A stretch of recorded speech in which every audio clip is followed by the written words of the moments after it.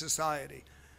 That Communist Party must consist of millions or tens of millions of members and have a base of support of many, many million more, and that the political decision-making consists of the most widespread possible discussions of how to solve our collective problems, working those problems out collectively, discussing them collectively, and centralizing the results of those discussions to make political decisions as to how to organize things in a better way.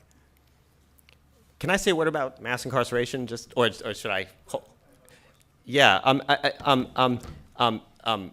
Paul is right that incarceration has shot up in the last couple of decades, but it's hard to see how that's related to capitalism, since almost all capitalist countries in the world have incarceration rates a tiny fraction of the United States. So that doesn't seem to be a feature of capitalism. It seems to be a feature of the United States, and it's that's a complicated story. But it's hard to. Moreover, the Soviet Union and China had incredibly high incarceration rates, so it's a little bit hard to see that as related to the capitalism-communism divide.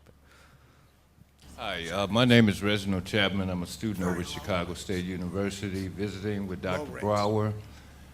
I'm wondering, could I have both of you all's comments on, our past two administrators, Bush and Clinton, both had individuals, Bush being, having Condoleezza Rice, whom I believe studied Russian policy, and also Bill Clinton, who was a Rhodes Scholar who studied over in Moscow. Do you think perhaps communism, socialism could have seeped into our economy, our ideology, our political system through that way? Do you want to field that? No. I agree, no. You're right that Bill Clinton studied or went to the Soviet Union, but I don't think that he brought communism back with him. I'm not saying he brought it back, but do you think some of his teachings, some of his learnings, which had to cover communism, Marxism, could have been used during his political process? You had brought up the welfare reform back in, wasn't that up under Clinton? Uh-huh. And another thing I wanted to state was you had stated capitalism and mass incarceration. I don't know if everyone is aware, but Kellogg's, who makes the cereals that we all eat, are the major builders of the prisons now in the United States. Capitalism at work. They're going to get us one way or another. Do you want to? Or we can do another question. All right. My name is Jason Parks, a student here at Olive-Harvey. It's actually a two-part question. Is capitalism to blame for our current recession, and if so, why? And if it is to blame, then would a communist society have prevented this economic deficit we're in? You want to go first, or me? Yeah, I'll go on the first part of the question, and then maybe Ben will disagree with me and address the second part. But I think it's important to understand the nature of the current economic crisis, and I think Ben would disagree with me about it. So here's the view that I think is correct, which is that basically capitalism flourishes when they can make profit from production, from basic industry. And what's happened is the rate of profit in industry has tended to go down. In the period of the last 30 years or so, because the rate of profit in industry goes down, the capitalists have tried to sustain the rate of profit by creating financial instruments which led to artificially high rates of profit, which were based on essentially speculative bubbles. And every time that they have a speculative bubble, the bubble then bursts, and then the taxpayers ended up bailing out the capitalists who created that speculative bubble. In the current period, there was a huge real estate bubble, which was based on fraudulent practices, selling mortgages, giving false appraisals. It had created all through the real estate market. They then packaged those real estate mortgages as securities and sold them on financial markets, not just in the United States, but all over the world, which promised high profits. Then that whole system, which was virtually a Ponzi scheme, it collapsed, and then we are paying for it now in things like the closing of Oak Forest Hospital. That is, what's happening is the working class, through the cuts in education, the cuts in social services, the cuts in government spending, are all part of how we, the working class, are paying for their crisis. The crisis came out of a long-term tendency, Marx in Capital, for the rate of profit to decline, and then they try to shore it up in these artificial ways. So, sorry, where's the person who asked the question? Where is the young man who asked? Oh, hi, yeah. I agree with a lot of what Paul just said. In fact, maybe most of it. But I don't think it has everything but the last part, so to speak. I agree with the parts about the bubble. I think that the answer to the first part of your question is recessions are something, they're a sort of characteristic feature of a capitalist society. We're going to have recessions. That's just the way it is. But if you look at the lines marking, I mean, a recession is in terms of the size of the economy, but that tracks very closely with things like standard of living, a whole bunch of things that the people in this room are going to be more interested in than the size of the economy, which is a very abstract thing. If you look at the lines, it goes like this in the last, let's say, 200 years. It goes like this, and it just goes up, and then recessions look like that. So right now, we're all in the middle of a recession, and that's hitting people very hard, right? It means no jobs, right? So, but in order to assess capitalism versus communism, you have to sort of step back a little bit and see, sort of take a more historical perspective. You have to step back a little bit. And if you look at any, I mean, you can find this in any history book or any economics textbook, the standards of living have gone up and up and up, plateauing out in recession. So your choice is between a system, as far as I can see, is between a system like that, where we have, hard periods and then boom periods, with the overall vector going up and up and up, without exception, or a communist system, which again, judging from actual historical examples, it kind of looks like this. It doesn't go up at all. So that's your choice, and of course that's a hard choice. We don't want recessions, but I think realistically speaking, that's the choice that we're faced with. Hi. You mentioned earlier the idea of a communist system run by large numbers of communist members, and then a lot of voluntary involvement by members further down the line.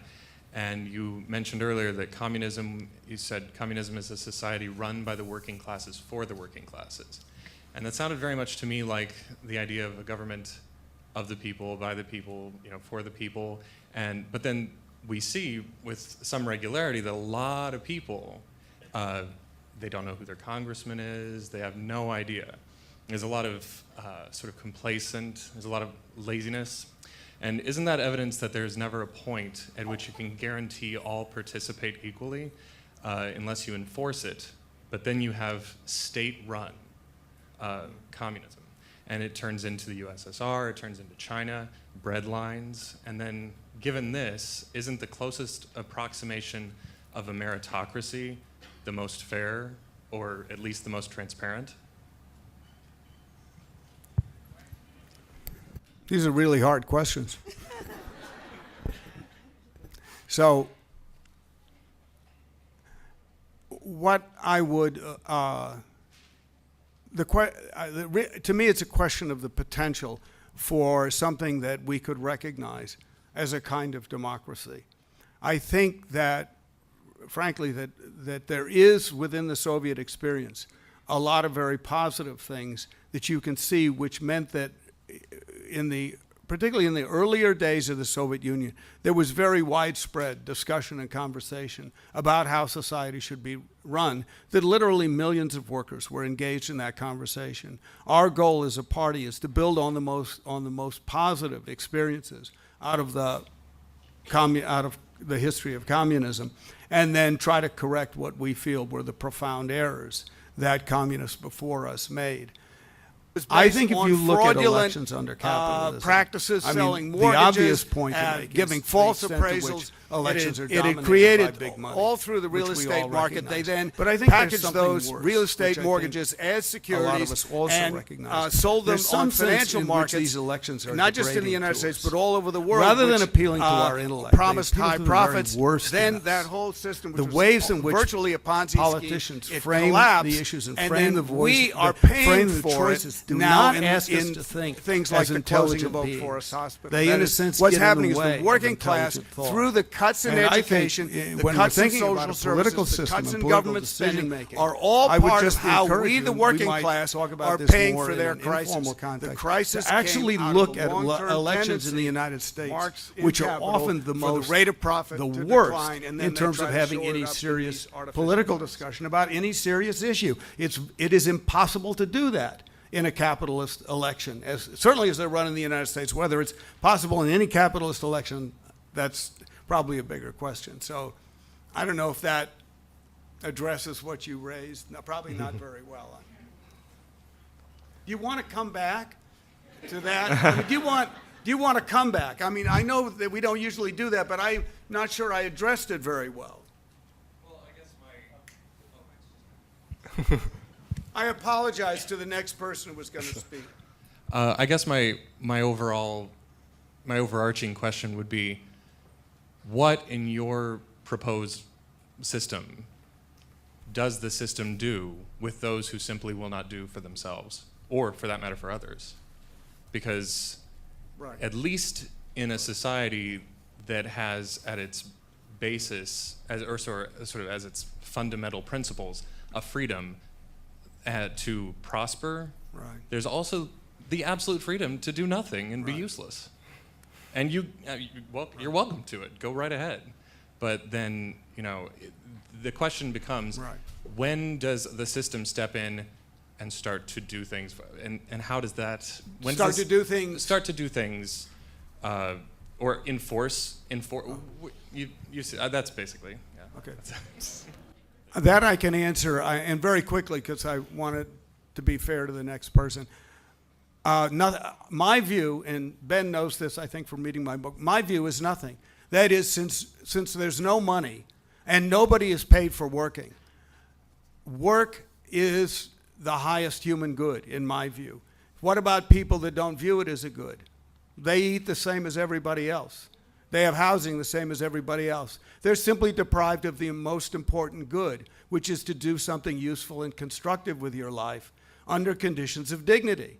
So I think when labor is made something that provides us with dignity and joy because we're doing something positive and constructive with our lives, we don't need money in order to do it. And the people who didn't work would just simply be deprived of that day. They'd be deprived of the joy of working, and of course they would be deprived of the respect from others for contributing to the good of everybody.